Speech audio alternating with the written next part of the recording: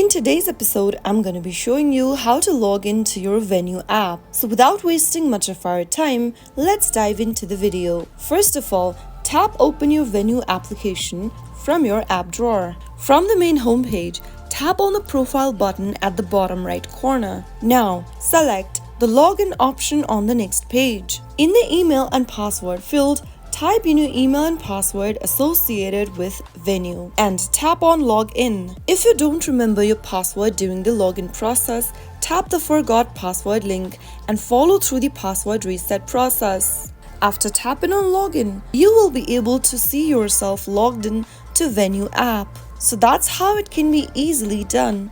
If you found the video to be helpful, go ahead and give us a thumbs up. Don't forget to subscribe to our channel by hitting the subscribe button. Also press on the bell icon so that you'll never miss another upcoming upload from us. I will be back again in the next video. Thank you for watching.